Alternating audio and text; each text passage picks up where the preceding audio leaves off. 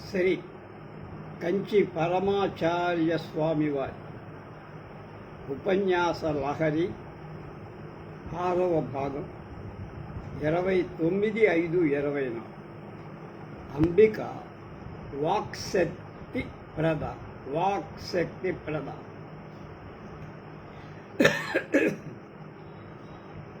జగన్మాత అయిన అంబిక మీద అనేక మంది అనేక స్తుతులు రాశారు. వాటిలో 3 స్తుతులు అత్యద్భుతం. మొదటిది సౌందర్య లహరి. శంకర భగవత్పాదుల వారు కైలాసం వెళ్ళిన పరమేశ్వరుడు వారికి తాను స్వయంగా అంబికపై చెప్పిన 100 శ్లోకాలతో కూడిన తాళపత్ర గ్రంథం ఒకదాన్ని అనుగ్రహించారు. కైలాసం నుండి తిరిగి వచ్చేటప్పుడు ఆచార్యుల వారి చేతిలో ఏదో అమూల్య వస్తువు ఉండటం చూసిన నందికేశ్వరుడు లాక్కోవడానికి ప్రయత్నించారు. అతి ప్రయత్నం మీద ఆచార్యుల వారు 41 శ్లోకాలను మాత్రం దక్కించుకోగలిగారు. మిగిలిన 59 శ్లోకాలు నందికేశ్వరుడు కొట్టుకుపోయారు.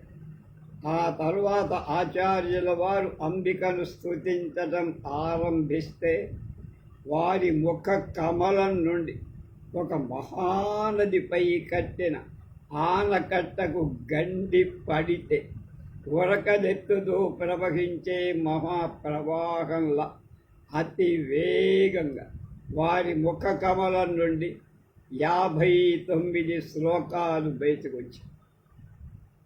మొదటి 41 శ్లోకాలు మంత్రశాస్త్రాలతో నిండి ఉంటాయి. కుండలిని యోగతత్వం, శ్రీ విద్యా రహస్యాలు అందులో పొందుపరచబడి, ఉపాసకులకు అవసరమైన అనేక రహస్యాలు అందులో చెప్పబడ్డాయి. కానీ ఆచార్యుల వారి చేత చేయబడ్డ మిగతా 59 శ్లోకాలు వాటికి అవే సాటి అంటున్నారు కంచి పరమాచార్య. ఆ శ్లోకాలు అంబికను శిరస్సు నుండి పాదాల వరకు వర్ణిస్తారు. మాధుర్యంలో, కవిత్వ గాంభీర్యంలో ఈ శ్లోకాలు శిఖరాయమానమై పురాతన శిల్పఖండాలలో చిన్న గోరును కూడా మార్చలేము. సౌందర్య లహరి కడపటి 59 శ్లోకాలు పోవడం కూడా ఒక అదృష్టంగానే అనిపిస్తోందంటున్నారు పరమాచార్య. నందికేశ్వరుడు ఆ శ్లోకాలకు పట్టుకుపోవటం వల్లే కదా శంకరుల నోటి నుండి అద్భుతమైన శ్లోకాలు బయటకు వచ్చాయి. అంతటి కవితా సంపదను సృష్టించిన ఆచార్యుల వారు చివర్లో ఎంతో వినయంతో, అమ్మా, ఈ స్తోత్రంలో నేను చేసిందే ఉంది, ఇదంతా నువ్వు ఇచ్చిన వాక్శక్తే కదా, నీవిచ్చిన వాగ్వైఖరితో నిన్నే పొగిడానమ్మా, నాకేమీ తెలియదు, నాకేం రాదు. అది ఆయన వినయానికి పరాకాష్ఠ. ఇంతటి ఉన్నత కవిత్వాన్ని ప్రదర్శించిన వారి సృజనాత్మకత అంబికారాధన ఫలితమే అని స్పష్టం చేస్తుంది లోకం. అంబికాస్తుతులలో ముఖ్యమైనది మరొకటి మూక పంచసతి. దీనిలో ఒక ఆర్యాశతకం అని పిలవబడే 100 శ్లోకాలు కామాక్షి మహిమను వివరించి, ఒక 100 శ్లోకాలు ఆమె పాదారవిందాలను అభివర్ణించే, మరో 100 ఆమె చిరుమందహాసపు సొగసును వర్ణించి, ఈ రకంగా మూక మహాకవి 500 శ్లోకాలు ప్రవహింపచేసి 100 శ్లోకాలు ఒక శతకమని చెప్తారు. తెలుగులో కూడా శతక సాహిత్యం ప్రసిద్ధమైంది. ఈ 500 శ్లోకాలు ఆర్య పాదారవింద స్తుతి కటాక్ష మందస్మిత శతకం అని 5 శతకాలుగా విభజింపబడ్డాయి. అన్నీ కలిపి మూక పంచశతి అని పిలుస్తున్నారు. మూక పంచశతి శివరులు అంబికను ఆరాధించిన వాళ్ళ అమృత ఝరి వంటి మహావాక్ ప్రవాహం సిద్ధిస్తుందని చెబుతారు. మూడవది ఆర్యా ద్విదశి ద్విశతి. ఆర్యా ద్విశతి అంటే 200. దీనికి ఇంకో పేరు లలితా స్థవరత్న. కనుక ద్విశతన్న లలితా స్థవరత్నం అన్న ఒక. ఇది అంబికానుగ్రహం సంపూర్తిగా ఉన్న దుర్వాస మహర్షి చేత చెయ్యబడింది. ఈ ద్విశతి పారాయణం చేస్తే మంచి వాక్కు సిద్ధించడం అనుభవంలోకి తెలిసిన విషయం. కామాక్షి దేవికి పూజా విధానాన్ని ఏర్పరచింది ఈ దూర్వాస మహర్షి. ముగ్గురు ప్రధాన అంబికా ఉపాసకులకు భట్టారకులన్న వ్యవహారం ఉంది.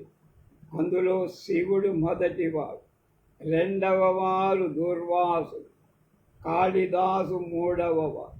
కనుక దుర్వాసుని శిలాబింబం ఒకటి కామాక్షి దేవాలయంలో ఉంది, అంటే విగ్రహం. పైన చెప్పిన 3 ముఖ్యమైన అంబికా స్తోత్ర అంబిక అనుగ్రహం వల్ల చక్కటి వాగ్వైఖరి కలుగుతుందని వివరిస్తుంది. అయితే 3వ స్తోత్రం అంబిక ఆరాధన వల్ల కలిగే పరమమైన ప్రయోజనం జ్ఞాన సముపార్జనం అని చెబుతారు. మోక్షము, అజ్ఞాన నివృత్తి, జ్ఞానోదయం.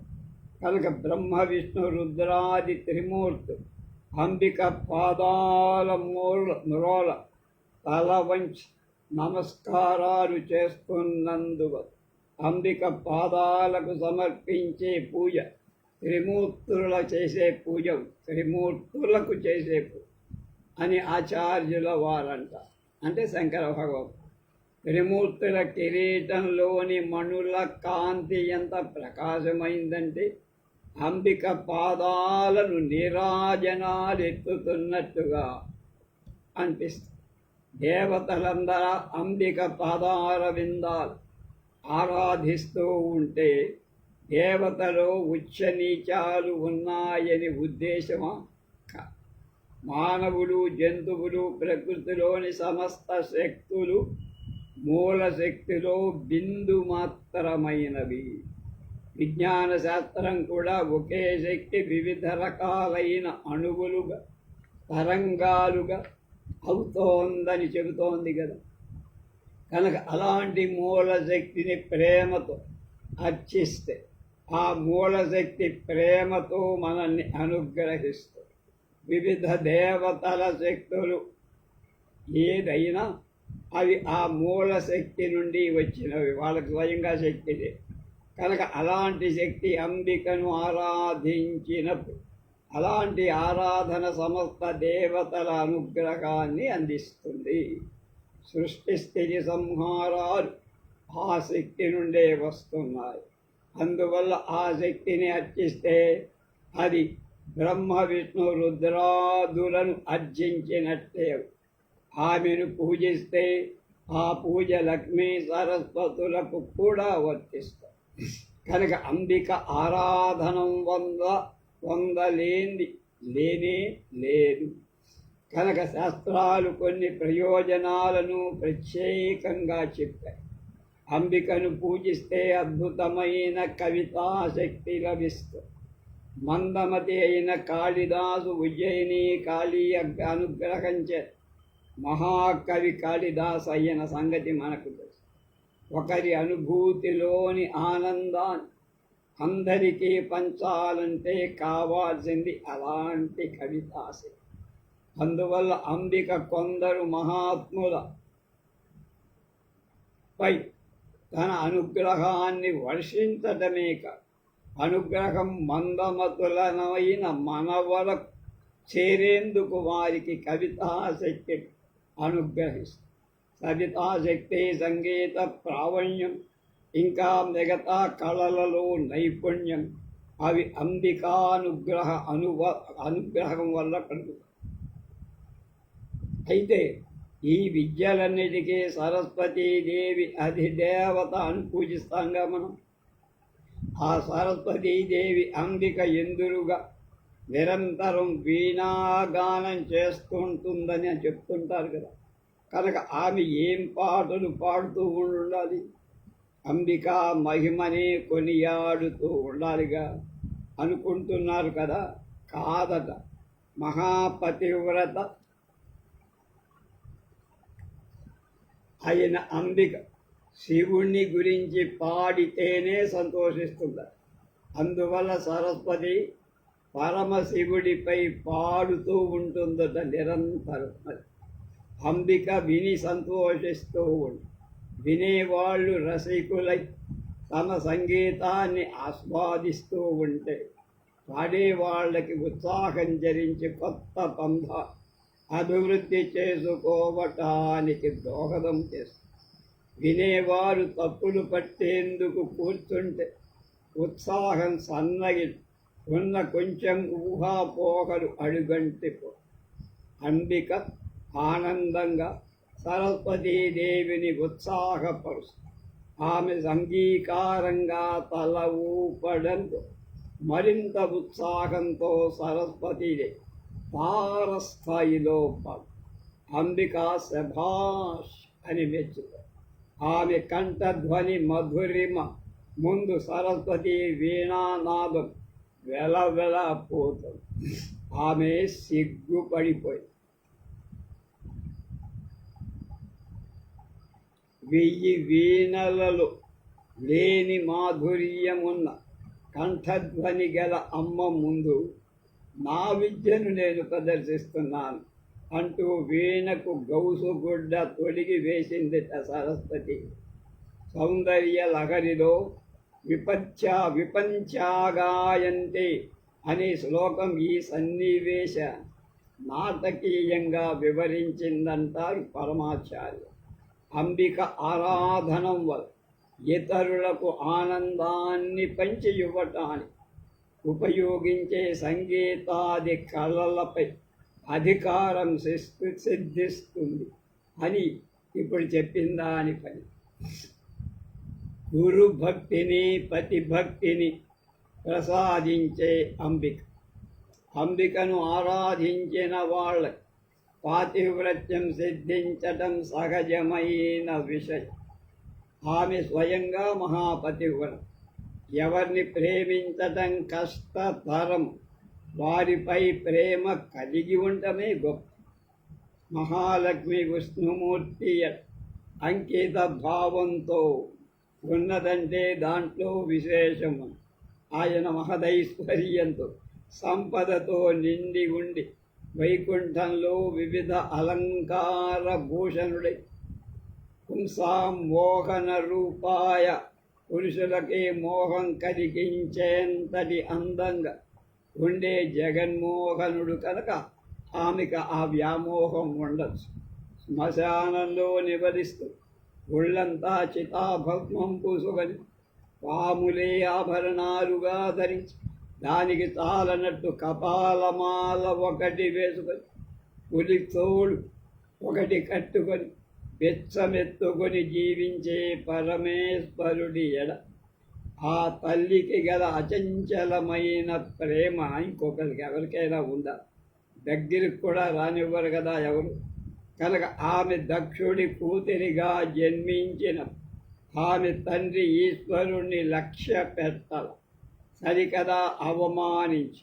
దక్షాయని అది సహించలేకపో తన పతిని అవమానించిన దక్షుని కూతురిగా ఉన్న ఈ దాక్షాయిని దేహం సాధించి ఈ దేహం నాకు అక్కర్లేదనుకో యజ్ఞాలతోనే తన దేహాన్ని తాను ఆహుతి చేసుకుంది. అక్కడే తండ్రి ఇంట్లో యజ్ఞకుండంలోనే దూకి తను త్యాగం చేసిందని ఒక కథ. ఆమె అసలు పేరు దక్షుడి కూతురు కాబట్టి దాక్షాయ. ఇంగ్లీషు వాడు పతివ్రతలు భర్త చితిపై తనను తాను సమర్పించుకోవటాన్ని సతి అన్నారు. తరువాత కాలంలో సౌశీల్యాని సతి అనే పదం సమానార్థకం అయ్యి కాలాంతరంలో ఆమె పర్వతరాజపుత్రిక పార్వతిగా పుట్టింది.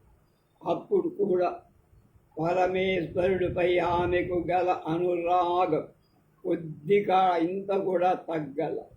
సడల శ్మశానవాసి కపాలమాలాధరుడైన స్వామి అతడే తనకు పతిగా కావాలని చిన్నతనంలోనే తీవ్ర తపస్సు చేసి ఉమా అని తల్లి వద్దమ్మా అని తపస్సు వద్దన చివరికి ఈమె దింపిందో ఆయనే దిగొచ్చాడు, ఈశ్వరుణ్ణి పిల్లాడు. ఘోరతరేభ్య అని వేదాల్లో వర్ణించబడిన ఘోర రుద్రుడు మంగళరూపుడై శివుడైపోయాడు. ఆమెకు శివ అనే పేరు వచ్చి అంబిక కంటే మంగళమైందేముంది అని ఆమె సర్వమంగళ మాంగళ్యే శివే సర్వార్థ సాధికే త్రయంబకే దేవి నారాయణి నమోస్తుతే అంటాం కదా. కనుక ఆమెతో కూడటం వల్ల శివుడికి మంగళం వచ్చి అంతకు ముందులే మంగళ రూపయైన ఆ తల్లి నిత్య సుమంగళ. ఆమె సౌమంగళ్యానికి ఇక అంతేముంది. ఆచార్యుల వారు సౌందర్య లహరిలో అంబిక సౌమంగళ్య కారణం హలాహలాన్ని భుజించిన పరమేశ్వరుడు ఆరోగ్యంగా ఉన్నాడు కాబట్టి దిద్దులు అంటే దుద్దులు, కుంకుమ, నల్లపూసలు, మంగళసూత్రం ఇవి మంగళి లక్షణాలు కదా. అంబిక కూడా తాటంకాలు ధరించి తాళీ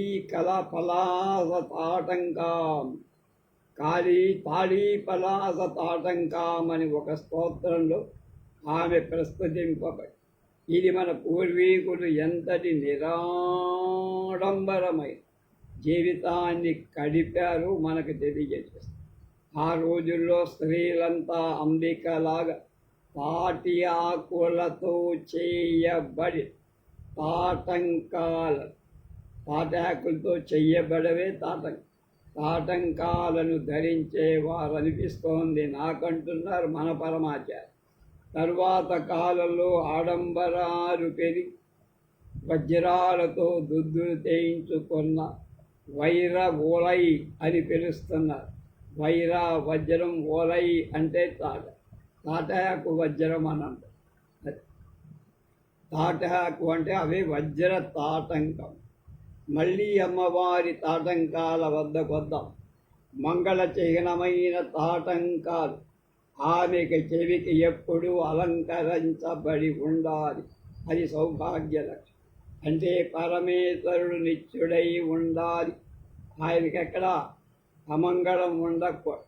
అందువల్ల హలాహలం తీసుకున్న ఆయనను చెలింపలేకపోయి అమ్మా ఇది నీ తాటంక మహిమ అన్నారు శంకర భగవత్పాద. జంబుకేశ్వరంలో ఆకలాండేశ్వరి అమ్మవారి శ్రీచక్రం శివచక్రం 2 తాటంకాలుగా అమర్చిన ఆచార్యుల వారిక్కడ తవ జనని తాటంక మహిమ అని. నీ మహిమంతా నీ తాటంకాల్లో ఉంది. హలాహలం భుజించిన ఈశ్వరు ఆరోగ్యంగా ఉండటానికి కారణం సమస్త విశాల విరుగుడు అయిన అమ్మ ఆయనను కూడి ఉండటమే. ఈ విషయం శ్రీ రుద్రంలో ఉన్నద.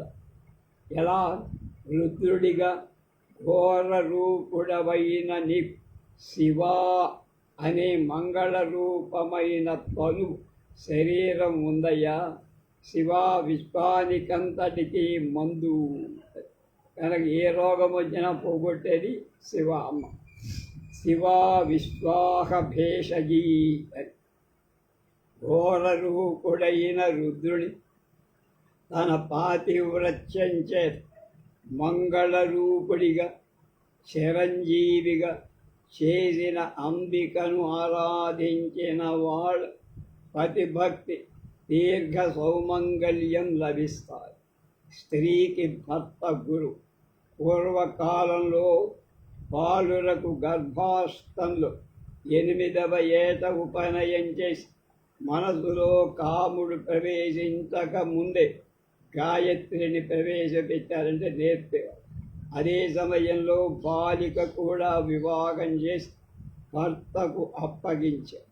పతినే గురువుగా దైవంగా చెప్పేవారు. తరువాత కాలంలో కామేచ్ఛ జనిస్తే ఆమె అతనిని పతిగా చూసిన మొదట్లో అతని ఎడ ఆమెకు గురుభావమే ఉండేది.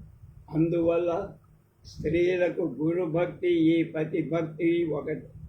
పతివ్రత శిరోమణి అయిన అంబికను ఆరాధించే స్త్రీల దీర్ఘ సౌమంగళ్యం సిద్ధిస్తుంది.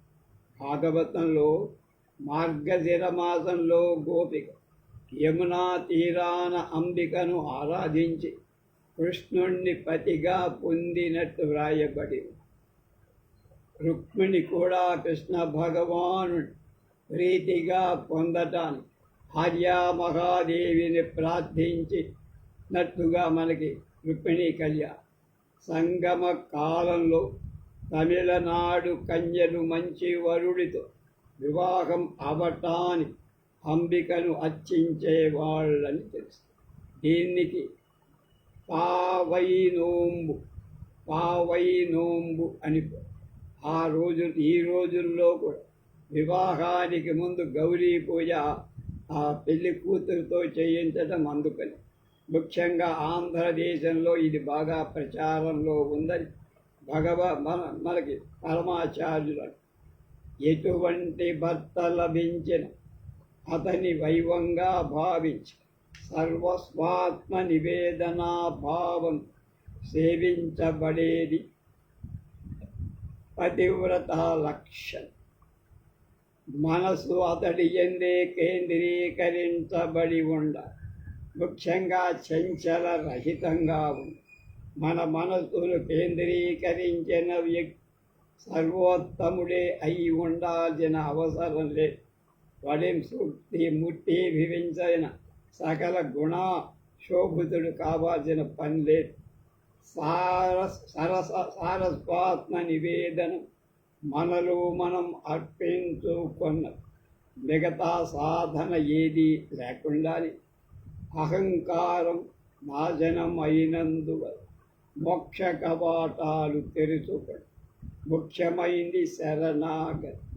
అలాగే పత్ని తన పతిని పరమేశ్వరుడిగా భావించి సరస్వాత్మ నివేదంతో శరణాగతి పొందిన పరమేశ్వరుడు తప్పక పతి ద్వారా ఆమెను అనుగ్రహిస్తాడు. కుష్ఠవ్యాధిగ్రస్తుడైన పతిని సేవించిన పతివ్రత సూర్యోదయాన్ని కూడా ఆపగలిగిన విషయం మనకు పురాణాలు చెప్పు.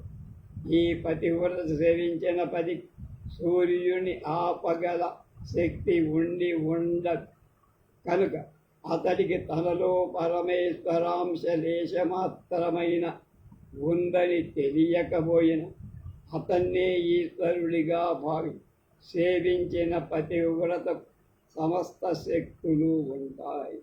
ఒక రంగంగా కురు దుష్ప్రవర్తన కలిగిన భర్త దొరకడం సంభవిస్తే అది కూడా ఒక రకమైన అదృష్టంగా భావించి పరమేశ్వరుడు మనకు త్యాగం చేసే అవకాశం ఇచ్చాడనుకో.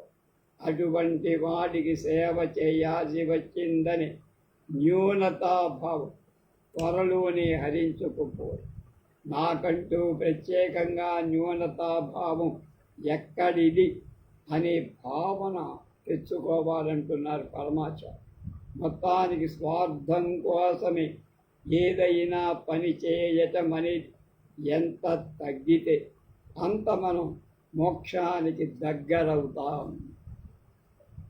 గురువు విషయంలో కూడా అదే సూత్రం వర్తిస్తుంది. మంచివాడని ఉన్నతుడని అనుకొని ఒక గురువుని ఆశ్రయిస్తాం.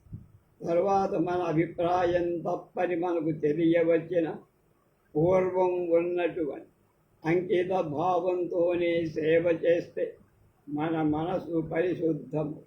అంతా తానే అయిన పరమేశ్వరుడు ఇక్కడ ఈ విధంగా ఉన్నాడు అనుకోవాలి అనే భావం వృద్ధి చేసుకోవాలని నేననుకుంటున్నానని పరమాచార్య.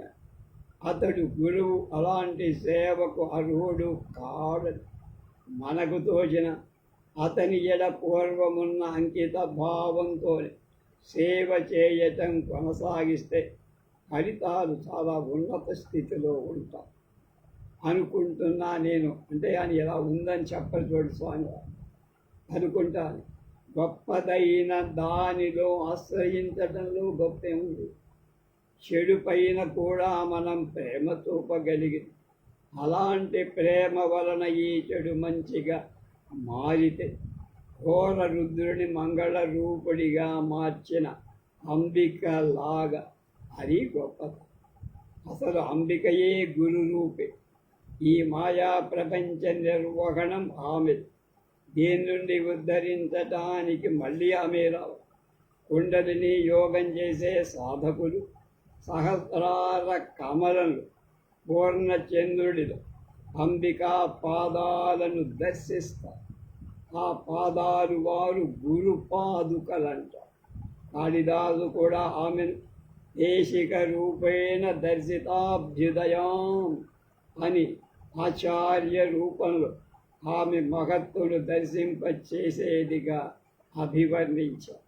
ఈశ్వరుడు శ్మశాన భాష అవనివ్వండి, భూతాలతో నాట్యం చేస్తాడా? చెయ్యనివ్వండి.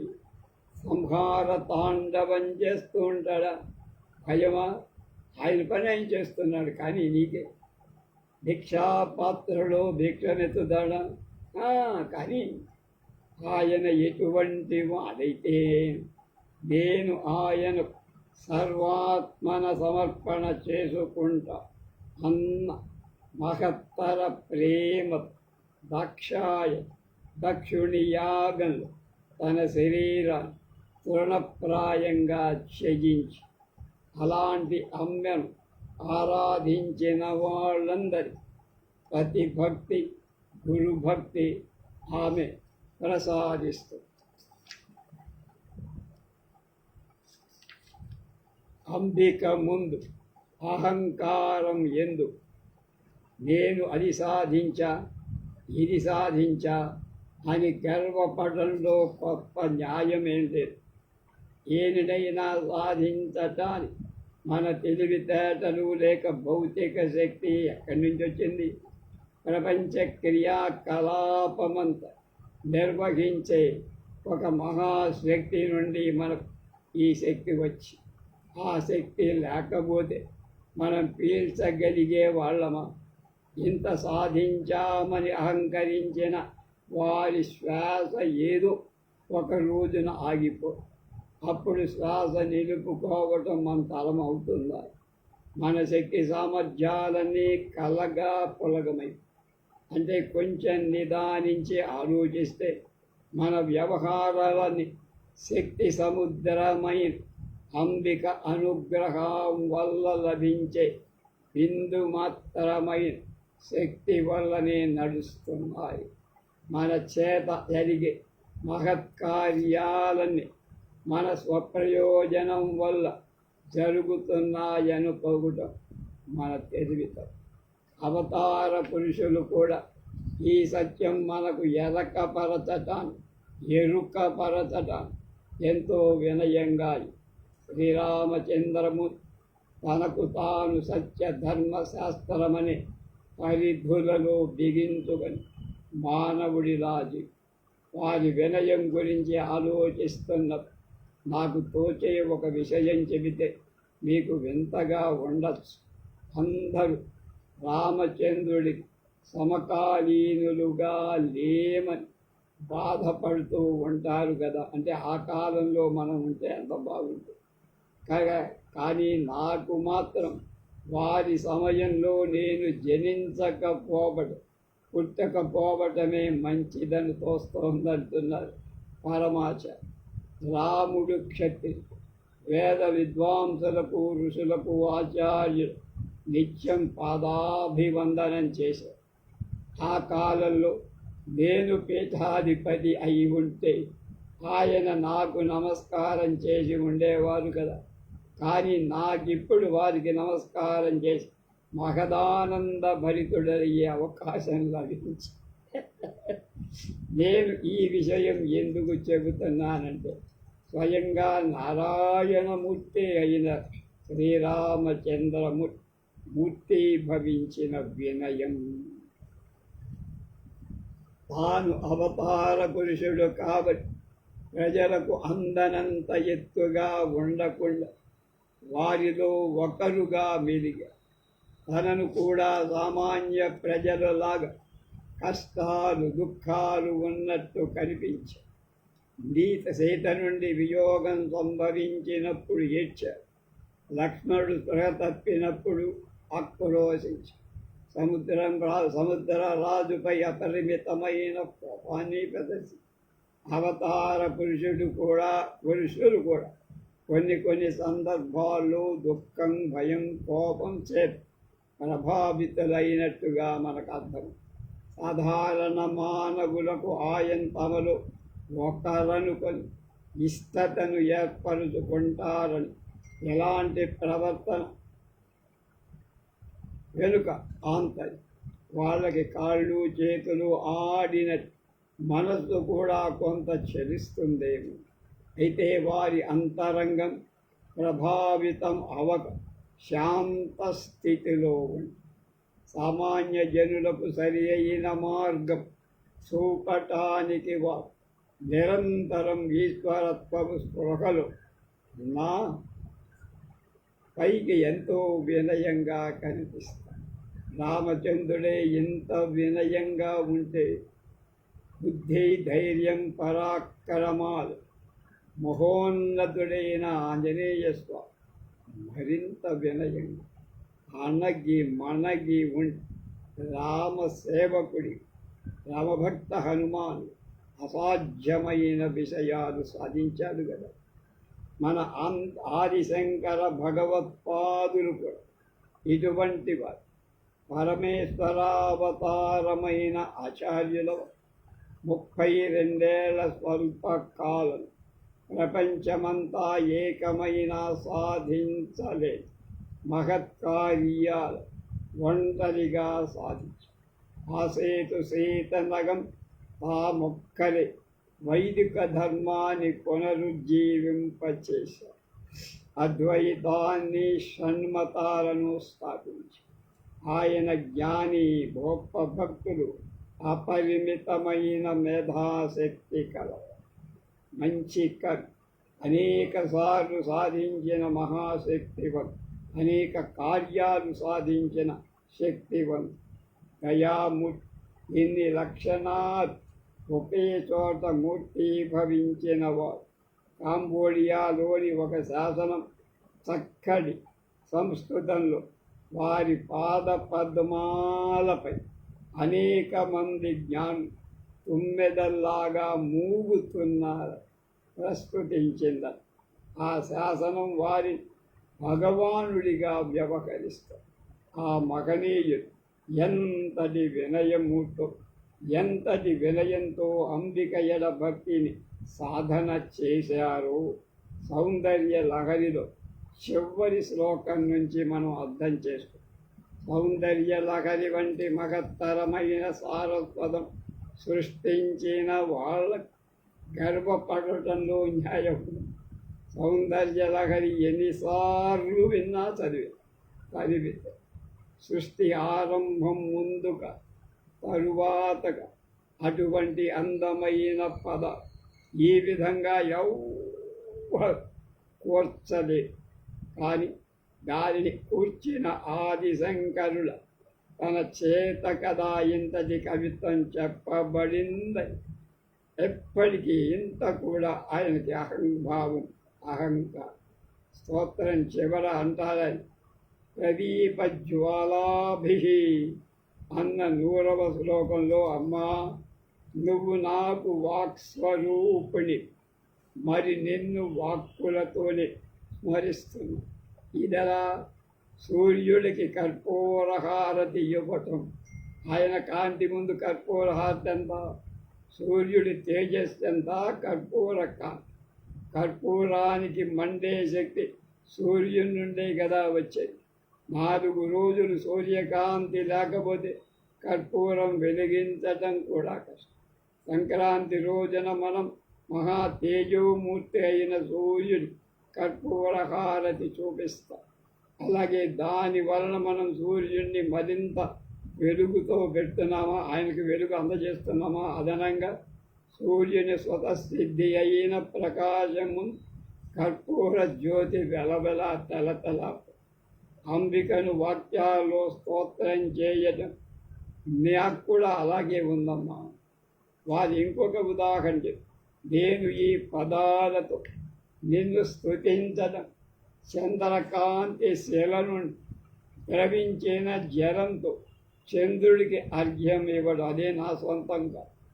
పూర్ణిమ నాడు చంద్రోదయ సమయం చంద్రకాంతి శిల చంద్రకాంతిని గ్రహించి కాంతిని నీరుగా మారుస్తుందని కవుల సమయం. అది నిజమో కాదో మనం, కానీ అలాంటి చంద్రకాంత శిల చంద్రుడికి షోడశోపచార పూజ మొదలుపెట్టి అర్ఘ్యం సమర్పయామి అన్న చంద్రశక్తి వల్ల ఉత్పన్నమైన ఆ జలాన్ని అర్ఘ్యంగా సమర్పిస్తే ఆయన ఇచ్చిన జలమే ఆయనకి ఇచ్చారు. అంబికానుగ్రహం వలన ఆచార్యుల వారికి సిద్ధించినటువంటి వాక్శక్తితో అంబికను సమర్పించడం అలా ఉందని. నాదేముందమ్మా, నువ్విచ్చిన వాక్కుతో నిన్నే స్తుతించు, నా దగ్గరేం దమ్ము లేదు అని. ఇంకొక అమ్మా, సముద్ర జలాలతో సముద్రుణ్ణి అభిషేకిస్తే ఎలా ఉంటుంది? నేనేం జలం సృష్టించలా, ఎక్కడో తేడా, అక్కడ నీళ్లు ఉన్నాయి. ఆ సముద్ర జలంతో ఆయనకే స్తోత్రం చేసి ఆయనకే అభిషేకం. నువ్వు ఇచ్చిన కవితాశక్తి నా దగ్గరేం నమ్ములేదు, నువ్వు ఇచ్చావు. ఆ శక్తితో నిన్నే స్తుతించడం అలాంటిదమ్మా. కనుక ఎవరో ఇచ్చిన దాంతో ఏదో చేసి ఇందులో నాదంటూ ఇదంతా నువ్వు ఇచ్చిందే, నీకు వచ్చేసారు. రామేశ్వరం వెళ్ళిన వాడు సముద్ర పూజ చేస్తారు. ఆ సందర్భంలో సముద్ర జలాన్ని స్వల్పంగా తీసుకొని సముద్రుడికి అభిషేకం చేసి ఆ భావనతో ప్రోక్షణ చేస్తుంది. ఆచార్యుల వారు సారస్వత సముద్రమైన అంబిక మాట కొంచెం తీసుకొని ఆమెనే స్తుతిస్తున్నానంటున్నారు. అది ఆయన వినయం. సముద్రానికి చేసిన పూజలు జలం పూజ చేసే వాళ్ళ సొంతమా? సముద్రుడిని కొంచెం గ్రహించి సముద్రుడికే ఇస్తారు.